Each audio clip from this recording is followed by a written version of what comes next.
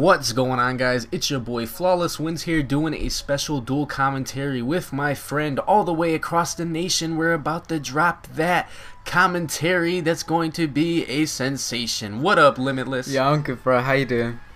Chillin'. You know, this has been a long time coming. I have a feel we've known each other for a very long time. I don't know if it's been a year and a half, 2 years, but you know what? I just feel like this should happen. You know, I think it would be a very entertaining commentary. I think when you get a U.S. commentator and a British commentator together, you know, it's like two worlds just collide, and it just turns out to be a spectacle of greatness. I mean, yeah, it really does show that, you know, like two nations can sort of come together in a way and just, you know, make something good in a way.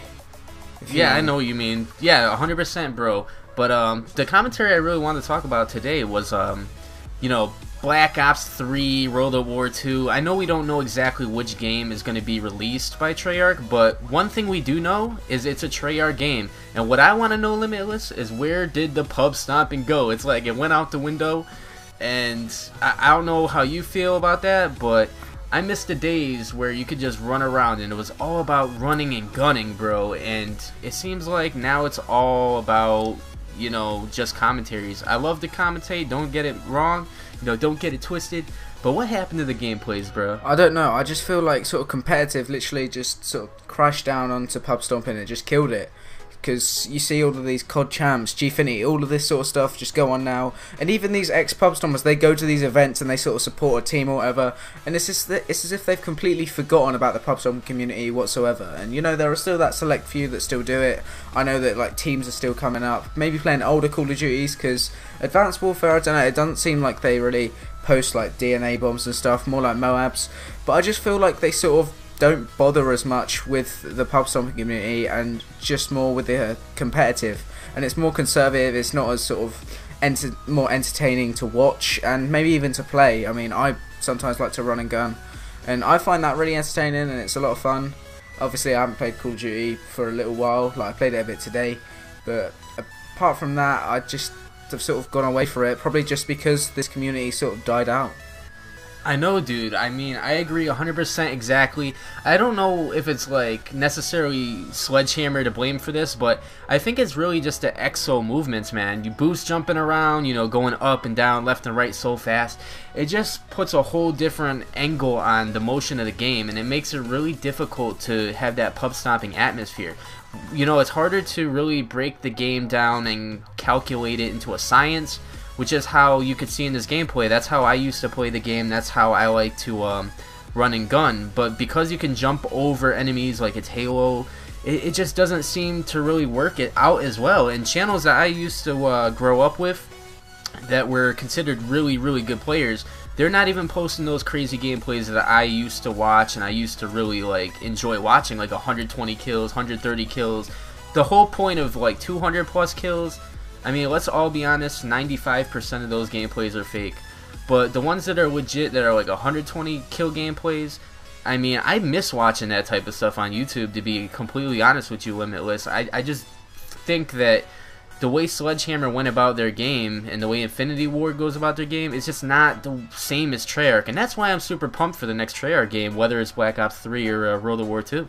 The only problem that I really think is going to happen with this next game, if Pubstomping stays the same, and the only thing that we have to blame is the fact that the past two Call of Duties have been focused so much more on competitive that people that sort of, even if you go back onto the older Call of Duties now, where like Modern Warfare 3, Black Ops 2, Modern Warfare 2, where everyone just rushed, they've got the sort of habit from Ghosts and Advanced Warfare where they sort of camp a bit more, and they've brought it over to that game, which has sort of done a sort of like a collateral effect, if you know what I mean, where it's just affected both of the games instead of just affecting the game that they was camping on. Like, say a player from Call of Duty Ghosts who liked to sit in a corner with a M27 with a thermal sight on it because no one liked him,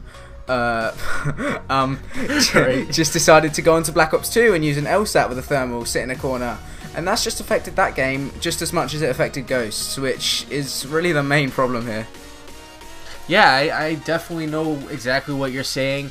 When you transition from one game to the next, it's just you gotta alter your playstyle. And when you get a really slow, campy game like Call of Duty Ghost, it just really throws things off guard, and then you all of a sudden start playing like Call of Duty Advanced Warfare, which is honestly the most fast-paced Call of Duty I have ever played, and I think it's a good thing but a bad thing at the same time, because it's almost so fast that you can't really catch that flow. It's really hard to just, you know, find your niche on the game. But for some reason with games like Black Ops 1, Black Ops 2, man, it just seemed to work out perfectly for YouTube gameplays, for people's channels in general, just the way they like to, you know, upload content. It just worked really well. I feel like the older Call of Duties, like the Treyarch games, actually got a lot more views because if you were able to actually have more fluidity, you know, with your style and your gameplays. Yeah, I know what you mean, and the fact that Call of Duty Ghosts had such a bad effect onto the community in general with the camping and stuff, it's just taken the fun out of sort of every Call of Duty, and Advanced Warfare sort of did the same in a way, because if they don't go back to exosuits now, people will probably think that it's a crap game if they've really enjoyed Advanced Warfare. Obviously there'll be a lot of love because obviously Treyarch have got a really nice record with Black Ops 1, World at War, Black Ops 2, you know, everyone's really liked those games, and with Activision and Sledgehammer, I gotta stop you for a second there, bro. I gotta be honest with you. As much as, you know what I'm saying, I really hate, you know, cut you off like that. But David Vonderhaar, okay, this man got a lot of hate, but let me tell you something. This man's shiny bald head is genius. The way he went about his game, the way he brought competitive in, the way he just designed his map layout. And yeah, I just cut you off pretty much to say Vonderhaar has a bald shiny head and he makes a really good game. It's fine. I don't know how you feel about that. It's cool, bro. You know, like the thing you said about the maps, that's another thing. Like Call of Duty Ghost, it was as if it was designed for camping, and the same with sort of Advanced Warfare in a way. If you think about it, like all of like the different rooftops that you get on, surely there's got to be a wall going up to that rooftop, which means that there's got to be a corner there, which means that there's got to have someone sat in that corner, which really is quite annoying. And with Black Ops 2, you sort of had that sort of 2 side lanes and 1 middle lane and then maybe 1 joining, and that's just sort of a basic design, basic layout on pretty much every map in the game, but it worked out on every map considering they changed the sizes of the map, which just helped sort of prevent camping as much as it could, which is why it was such a fun game to play. Yeah, I definitely know what you mean, and you know, I do believe the philosophy of if it's not broken, then why fix it? Like, if the whole entire method of a game works, then why go too crazy adding way too many things?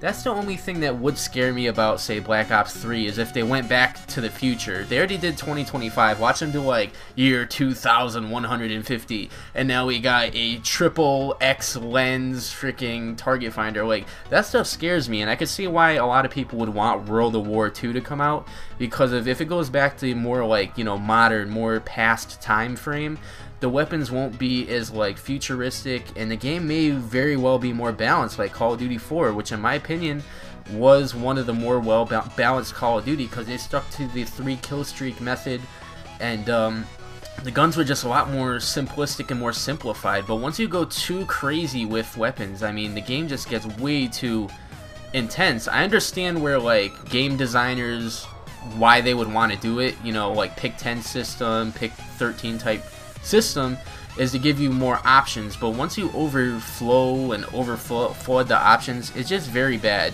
you know what I mean? Yeah, that's all we got time for today, guys. I hope you did enjoy. If you did, please do like, subscribe. Peace out. Subscribe to Mr. Limitless as well. Good friend of Peace. mine. I hope you enjoy, and I'm ending this on a deuces.